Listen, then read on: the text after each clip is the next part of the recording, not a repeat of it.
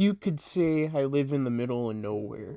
I prefer to call it the middle of the wilderness, though, and after living alone out here long enough, I thought I'd become familiar with the land out here, and even get comfortable, but I never have gotten comfortable.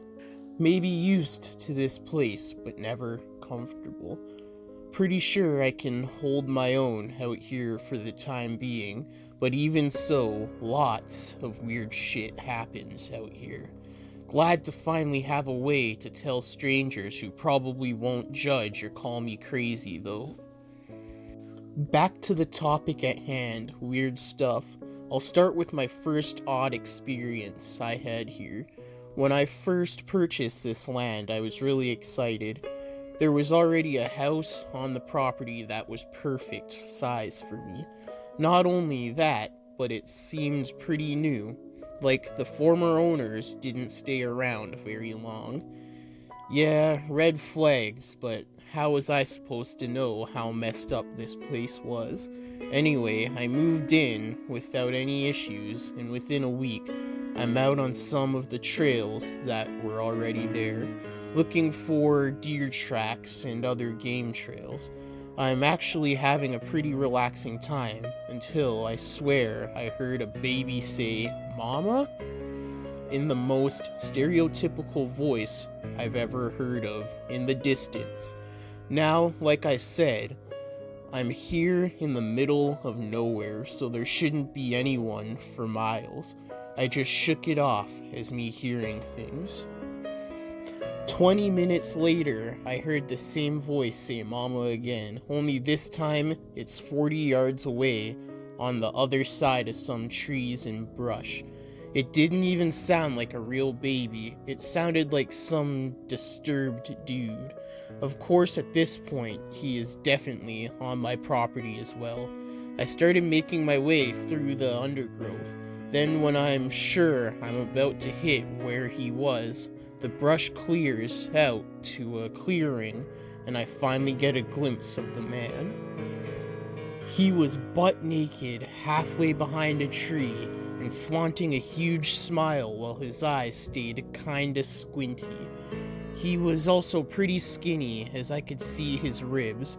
Now usually you hear people say that, "At this moment my blood ran cold," but honestly, mine didn't. I was looking at some butt-naked crackhead trespassing on my property. He decided to let out another "mama" during silence when I was trying to figure out my next move, so I promptly responded with a hearty, "What the actual fuck are you doing?" That's when he decided my next move for me. He started running at me, and I might have run away if he hadn't been so scrawny. So when he reached me with that big smile and looked like he was about to grab me, I punched him in the throat. It was a good punch. I was proud of it, honestly. It would have kept any normal man on the ground for at least a minute. This is when I got the first hint that this wasn't a normal man. While I was standing there, proud of my Mike Tyson level haymaker, the guy immediately got back to his feet, and before I had time to hit him again, he dive tackled me to the ground, and it hurt pretty bad. He somehow pinned my shoulders to the ground, and no matter how hard I kicked and punched him, he wouldn't let up, so I was forced to use Plan B.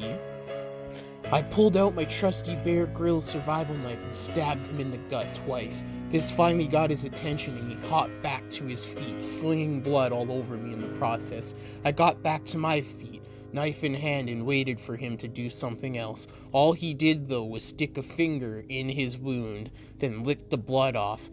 Then cartwheel into the woods, crying like an actual newborn baby this time. Now, by this point, I was pretty on edge, and right as he got far enough away that I could no longer hear him, I turned and walked home. I know I should have run, but running through the woods is so tiring, and I just didn't feel like it. When I got home, all was normal again, for a while. Another story that comes to mind when I think about odd things happening around the area is the event that led to me no longer camping in my woods.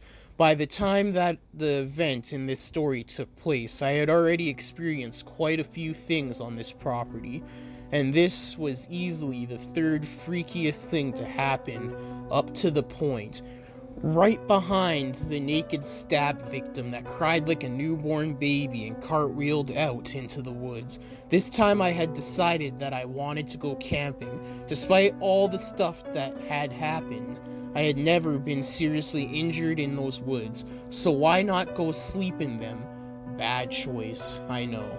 Anyway, the first few hours when I got into the woods went fine. I set up camp, built a fire, burnt myself trying to cook a hot dog, pissed on the fire that burnt me. Then I started to realize camping is pretty boring when you're all alone, so I decided to go to sleep. Next thing I know, I wake up to the sound of a young girl's voice down in the creek. Sounds like she's college type age. She's saying, "Help, I need some help down here. I'm lost, Dad, help." And I can hear her down in the creek from my tent. Now, this isn't the first time I've been lured into the woods by a voice pleading for help, but this voice was a lot more convincing than the others. Nonetheless, I still brought my newly purchased .45 caliber handgun that I bought for dealing with the things on my land. I made my way into the creek, flashlight in hand, and headed down to the voice. Soon I found the source. Now, I didn't put the flashlight beam on her right away because I didn't want to blind her, but I could clearly see the outline of a small girl sitting on the bank of the creek. I got about 15 feet away and she stopped me, stating that you really don't need that flashlight with the moon out like this. It wasn't even close to a full moon, so that confused me a little. I replied with, "I don't know about you, but I can't see a thing out here. Let me help you though, are you hurt?"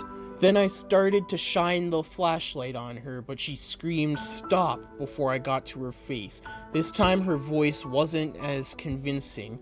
I could tell she wasn't human. Now, what you guys need to realize is that I'm not a badass, and I'm not trying to sound cool or tough, but ever since something happened 3 years ago, the same event that caused me to move out here, I don't respond to situations the same anymore. Maybe I'm not scared of death anymore. Maybe I'm mentally unstable. Maybe I'm weird.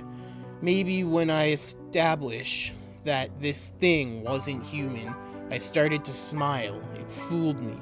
Got me out here in the woods, in its domain, and was probably gonna make an attempt on my life.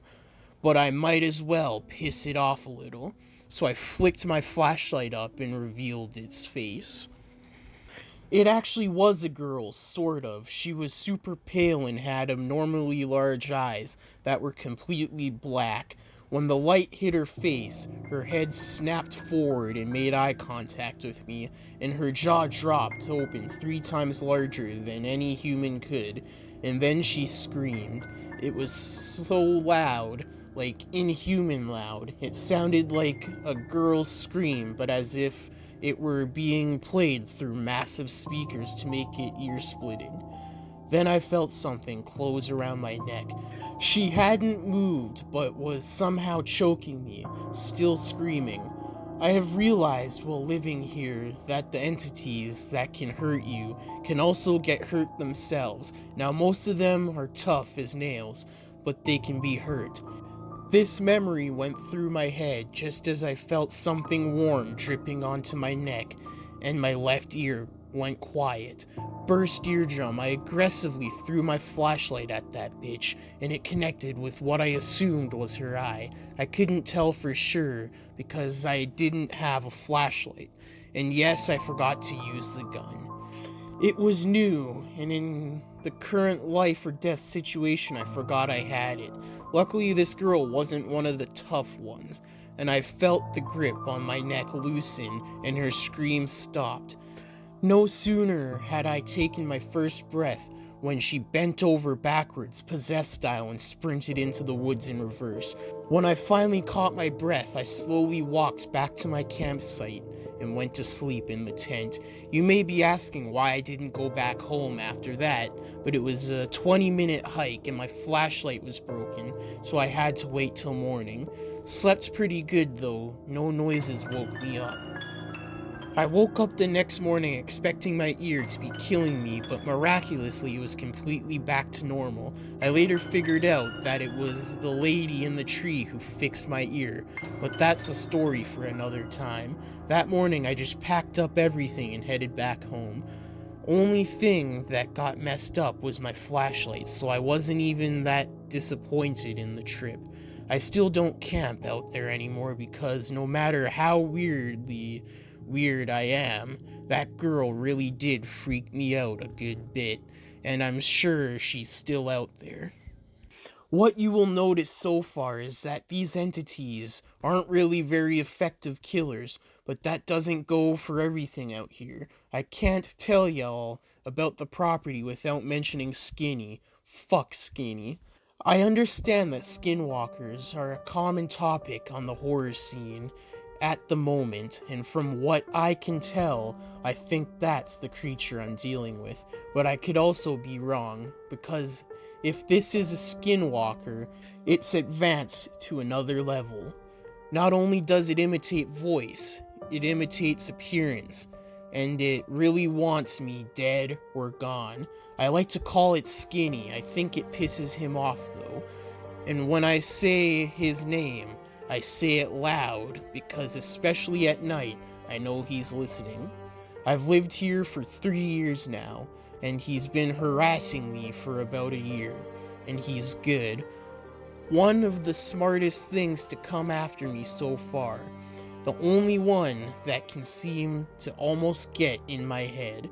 He tries to lure me out, not by pretending to be someone in trouble like the other imitators that I've dealt with before. He's aware that that stuff doesn't work on me anymore. No, he tries to piss me off. He wants me to try to kill him. The problem is we both know I probably can't. One time, he got me though. I was watching a documentary about veteran suicide.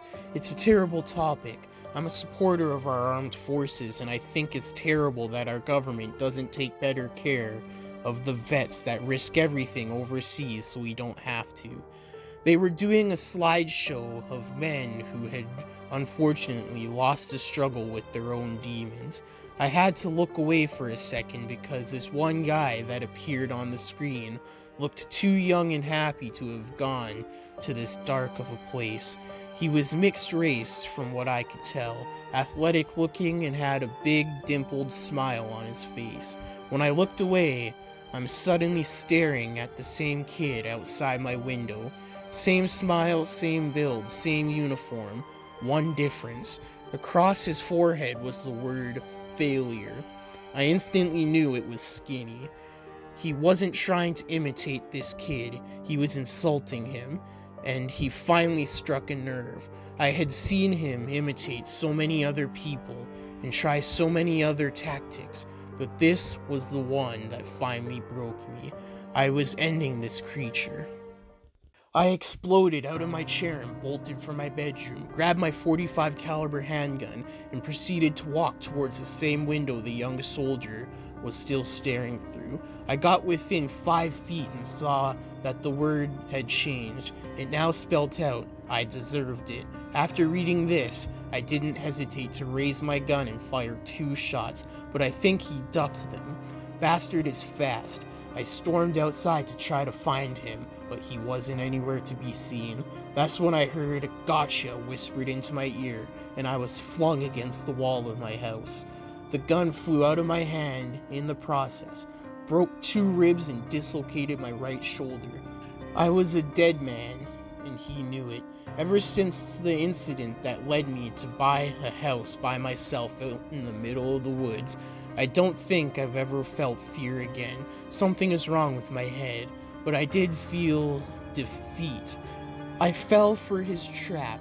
and now he was going to kill me. As these thoughts passed through my brain, I passed out from the pain and the concussion, probably. Then, for some reason that I still don't understand, I woke up. It was bright outside, and I was covered in blood and in more pain than I had ever been in my entire life. But I was alive. Why was I alive? I struggled to stand up with my right arm hanging loosely at my side, and I soon noticed the words carved into the outside wall of my house. Next time. Fuck Skinny. Ever since I got back from the hospital, I told the doctors I fell off a roof.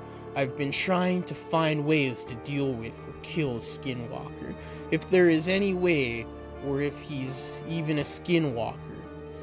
He beat me. I'm usually pretty lighthearted with most of my experiences, no matter how intense they are, but I just can't with this one, because if I lose to Skinny again, I guess I'll be signing off for good.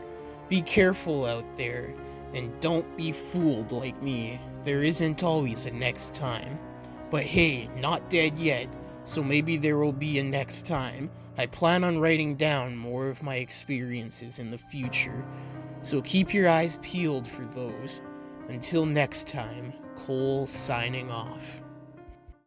Hey guys, thank you for listening to today's Creepypasta, and I hope you enjoyed. I do have a podcast called The Murder House Radio Show. Check it out, the link will be in the description below. It is a true crime podcast. But if you did like, comment, subscribe, and share for more. Hit the bell notification when you subscribe and select all to get all notifications whenever I upload. I upload 6 days a week, Monday to Saturday, at least one video a day. Also, go follow all the social media accounts. They are in the description below. I do have a subreddit called Deadly Narrations. The link will be in the description. Also in the description below is the sources to the creepypasta and the music used. So go check those out. Let me know what creepypasta you'd like to hear next, or if you have your own you'd like me to narrate, or if you have a creepypasta series you'd like to hear, send them to me on any of the social medias in the DMs, or to my email address, which is also in the description below.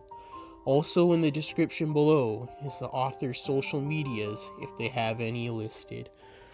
But yeah, this creepypasta was inspired by Mr. Creepypasta, my favorite creepypasta narrator. He did this series a while back, and I thought I'd give a crack at it, because he didn't do the last 2 parts that are there, because I think there's a total of 9 parts, and he only did 7, I believe.